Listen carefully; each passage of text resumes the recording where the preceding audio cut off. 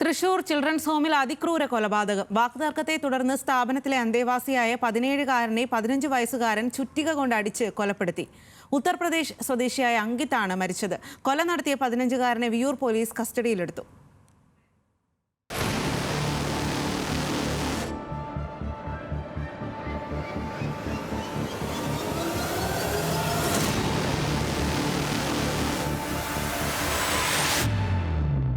സർക്കാർ ഉടമസ്ഥതയിൽ തൃശൂർ രാമവർമ്മപുരത്ത് പ്രവർത്തിക്കുന്ന ചിൽഡ്രൻസ് ഹോമിലാണ് അതിക്രൂര കൊലപാതകം നടന്നത്. ഇന്ന് പുലർച്ചെ 6:15 ഉറങ്ങിക്കിടന്ന 17-കാരൻ അങ്കിത്തിനെ സ്ഥാപനത്തിലെ അന്തേവാസിയായ 15 വയസ്സുകാരൻ കൊലപ്പെടുത്തുകയായിരുന്നു. മെയിൻ്റനൻസ് നടക്കുന്ന കെട്ടിടത്തിന്റെ അറ്റകുറ്റപ്പണികൾക്കായി സൂക്ഷിച്ച ചുറ്റികയും ഒളിയും ഉപയോഗിച്ച് അങ്കിത്തിന്റെ തലയ്ക്കടിച്ചാണ് 15-കാരൻ കൊലപ്പെടുത്തിയത്. സ്ഥാപനത്തിലെ ജോലിക്കാരായ കെയർടേക്കർമാർ അടക്കം ഈ സമയം ചിൽഡ്രൻസ് ഹോമിലുണ്ടായിരുന്നു. തുടർന്ന് ഗുരുതരമായി പരിക്കേറ്റ അങ്കിത്തിനെ തൃശൂർ മെഡിക്കൽ കോളേജ് ആശുപത്രിയിൽ എത്തിക്കാൻ ശ്രമിച്ചെങ്കിലും യാത്രാമധ്യേ മരണം സംഭവിക്കുകയായിരുന്നു. ഇന്നലെ ഒരു പ്രശ്നം ഉണ്ടായിരുന്നു, വഴക്കുണ്ടായിരുന്നു.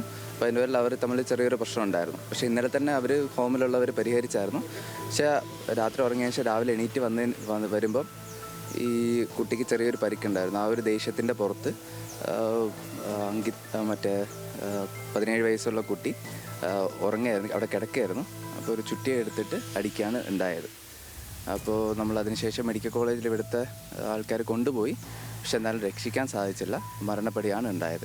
UP സ്വദേശിയായ അങ്കിത് ഇരിങ്ങാലക്കുടയിലെ മറ്റൊരു സ്ഥാപനത്തിൽ നിന്നാണ് സർക്കാർ ചിൽഡ്രൻസ് ഹോമിലേക്ക് എത്തിയത്. 2023 മുതൽ ഇവിടെ താമസിച്ചു വരികയാണ്. കൊലപാതകം നടത്തിയ 15 വയസ്സുകാരൻ ഒരു മാസം മുൻപാണ് സ്ഥാപനത്തിൽ എത്തിയത്. ഇരുവരും തമ്മിലുണ്ടായ വാക്കുതർക്കമാണ് കൊലപാതകത്തിന് കാരണമെന്നും ജുവനൈൽ ജസ്റ്റിസ് നിയമപ്രകാരം തുടർ നടപടികൾ സ്വീകരിക്കുമെന്നും city police commissioner R. Ilango പറഞ്ഞു. ജുവനൈൽ ജസ്റ്റിസ് നിയമപ്രകാരം നടപടികൾ ചെയ്തു വരുന്നുണ്ട്. എന്നാലും ഒരു കൊലപാതക കേസിൽ ഉണ്ടാകുന്ന കാര്യങ്ങൾ തന്നെ അതിൻ്റെ തെളിവെടുപ്പും കാര്യങ്ങളും അതിനു വേണ്ടിയുള്ള സീൻ ഗാർഡ് ചെയ്തിട്ടുണ്ട്. ഇനി സയന്റിഫിക് ആയിട്ടുള്ള പരിശോധനകളും ബാക്കിയുള്ള കാര്യങ്ങൾ നമുക്ക് മുന്നോട്ട് പോകും. പോസ്റ്റ്മോർട്ടത്തിന് ശേഷം കേരളത്തിൽ താമസിക്കുന്ന ബന്ധുക്കൾക്ക് മൃതദേഹം വിട്ടു നൽകും. അതേസമയം സ്ഥാപനത്തിൽ ചുമതലയിൽ ഉണ്ടായിരുന്ന ജീവനക്കാരെ കൂടി ചോദ്യം ചെയ്യാനും പോലീസ് തീരുമാനിച്ചു. ജീവനക്കാരുടെ ഭാഗത്ത് വീഴ്ച ഉണ്ടോ എന്ന് പരിശോധിക്കുമെന്നും തുടർ നടപടികൾ സ്വീകരിക്കുമെന്നും ജില്ലാ കളക്ടർ വ്യക്തമാക്കി. ന്യൂസ് മലയാളം, തൃശൂർ.